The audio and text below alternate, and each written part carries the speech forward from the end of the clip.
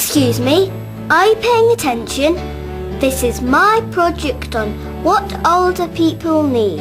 I've called it, You Are Going to Get Old. First I went to the Age Concern website and found out that older people need lots of things. Well, they need to be taken seriously for a start, because there are over 10 million older people in the UK. That's a lot of people. I telephoned the people at Age Concern who suggested I visit a few older people myself.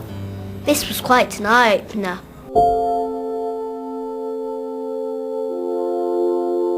£63, 5p pension a week I get. It just isn't enough. It doesn't keep pace with the cost of living anyway. As fast as they give you a little bit extra, you're paying out more in the shops. I don't feel that my country is rewarding pensioners like they should, because we paid into the pension, we're not asking for charity. I get all my clothes now from a second-hand shop. You always go for the cheap stuff in the shops, and it isn't always as nice as what you've had before you retired. All my money goes on my bills and my food. I've got nothing left. When you see that bill come through the door, you're always wondering, have I got enough? I'd like to be able to afford to go out for a meal, have a steak. And I can't go to the pictures anymore because that's nearly £4. I mean, who can afford that? You haven't got the money to do that, and it can get on top of you sometimes and get you a bit weepy and things like that, very lonely.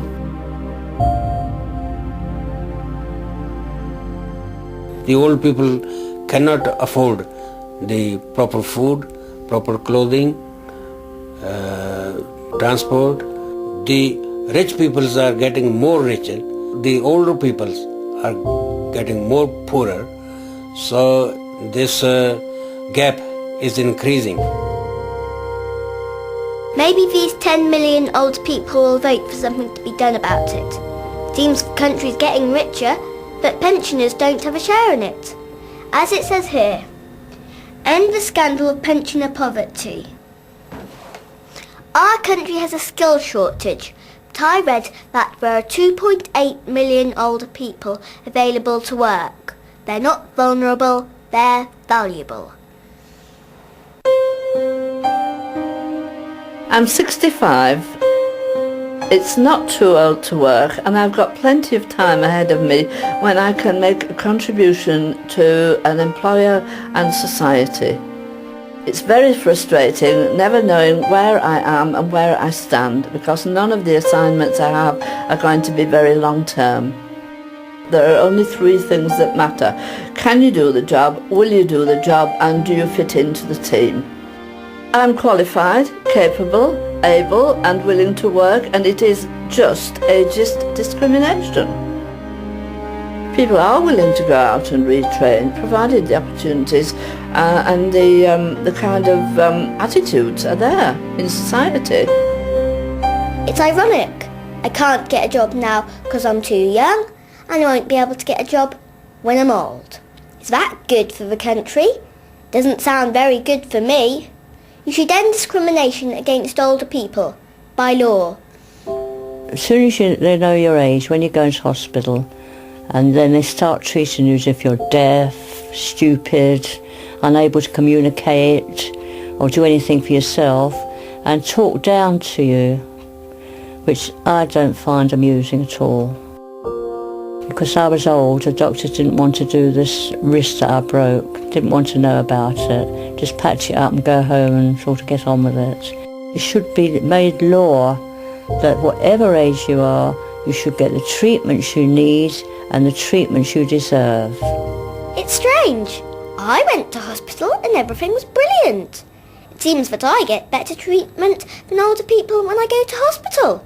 So is that discrimination too?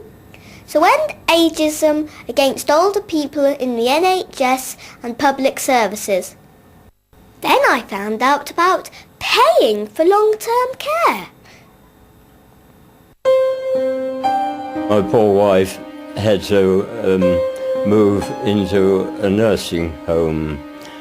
The nursing home cost initially £349 a week, and that amount was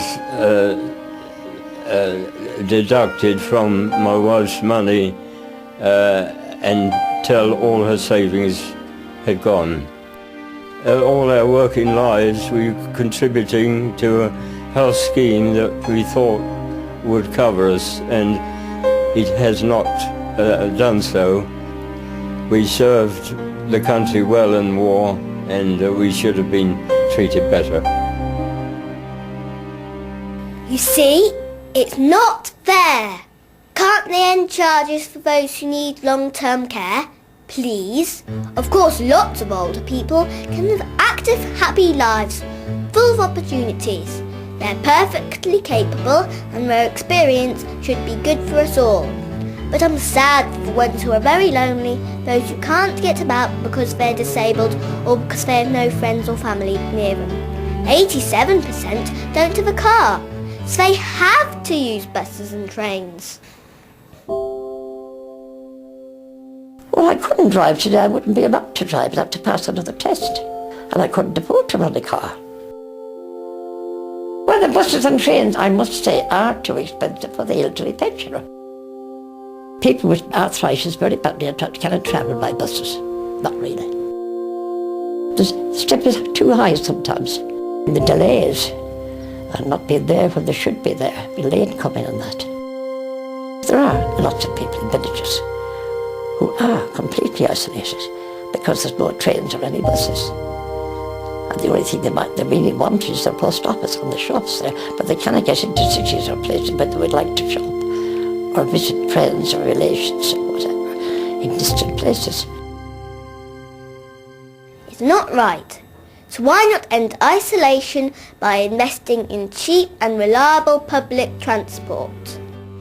Maybe you and the 10 million elderly voters will make the difference. I'm going to get old. My mum and dad are going to get old. More people are going to get older than ever before. You are going to get old. Even people who discriminate are going to get old. And you're all going to get old before me. That is why I chose this project. Well, I don't want my old age to be like yours.